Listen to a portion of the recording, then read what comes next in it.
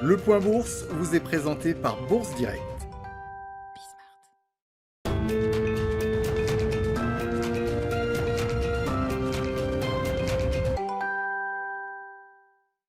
Clôture dans le vert ce soir pour le CAC 40. L'indice parisien gagne 0,7% à 5669 points.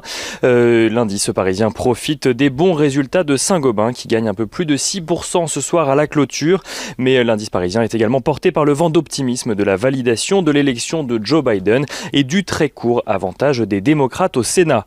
Au Sénat, tout d'abord, Raphaël Warnock et Jon Ossoff, les deux candidats démocrates en Géorgie, revendiquent la victoire avec une courte avance alors que selon The Associated Press, 98% des bureaux de vote sont dépouillés. Une victoire qui confère aux démocrates 50 sièges au Sénat, soit exactement le même nombre que pour les républicains. Une composition qui donne un léger avantage aux démocrates, car si un vote venait à se conclure par une égalité parfaite, la voix de Kamala Harris, la future vice-présidente de Joe Biden, viendra trancher. L'annonce de cette victoire en Géorgie est bien accueillie par les investisseurs qui y voient le signe d'une politique de relance facilitée pour Joe Biden une fois qu'il aura pris ses fonctions, même si les investisseurs gardent tout de même en tête le risque que cela puisse également engendrer plus facilement des hausses d'impôts ou davantage de régulation pour les entreprises.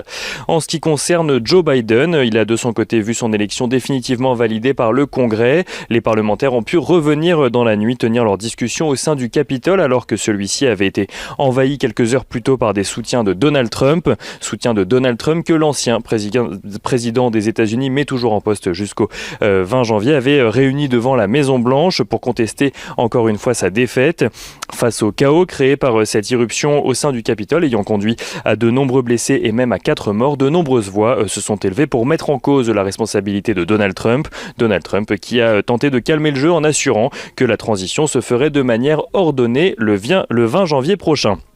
Du côté des statistiques aux États-Unis toujours, l'indice ISM non manufacturier fait état d'une croissance surprise aux États-Unis pour le mois de décembre. L'indice ressort en hausse de 1,3 points à 57,2 points.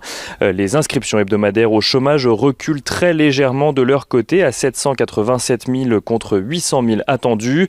Le déficit commercial des États-Unis se creuse de 8%. En revanche, il tombe à 68,1 milliards de dollars. Et on regarde à présent les valeurs à la Bourse de Paris ce soir. Saint-Gobain annonce que son chiffre d'affaires du quatrième trimestre devrait largement dépasser les attentes pour atteindre 10,2 milliards d'euros.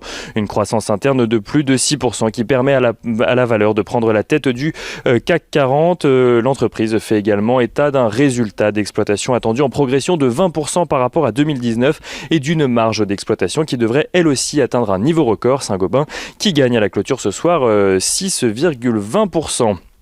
Veolia annonce de son côté avoir adressé à Suez sa proposition d'OPA afin d'acquérir les 70,1% du capital restant. Veolia qui invite Suez à renouer le dialogue et qui formule de nouvelles propositions pour parvenir à un accord, comme celle de rajouter à l'offre principale en numéraire une offre subsidiaire en titre ou même d'ajouter une composante internationale à la division eau de Suez qui sera cédée dans le cadre du rapprochement. Si Suez reste farouchement opposé au projet, Veolia espère de son côté finaliser le rapprochement d'ici 9 à 15 mois. Veolia qui gagne ce soir 1,55%. Fusion toujours, LVMH annonce de son côté avoir finalisé l'acquisition de Tiffany. LVMH qui a d'emblée nommé Anthony Ledru à la tête du joaillier américain. LVMH qui gagnait ce soir 2,59%. Atos annonce de son côté avoir fait une offre de rachat du groupe américain DXC Technologies qui n'est autre que le nouveau nom de l'entité née de la fusion du groupe de conseil numérique CSC et de la division services aux entreprises de Hewlett Packard Enterprise. Atos aurait proposé, selon Reuters, 10 milliards de dollars pour ce rachat, une nouvelle mal accueillie par les marchés. Atos qui perd ce soir 13,05%. Et on finit avec l'agenda de demain. Demain, les investisseurs prendront connaissance du rapport du Bureau of Labor Statistics sur l'emploi non agricole aux États-Unis pour le mois de décembre. Les investisseurs qui découvriront également le taux de chômage dans l'Union européenne pour le mois de novembre. Et côté entreprise, ces mêmes investisseurs découvriront les chiffres d'affaires du premier trimestre de Sodexo et de Trigano.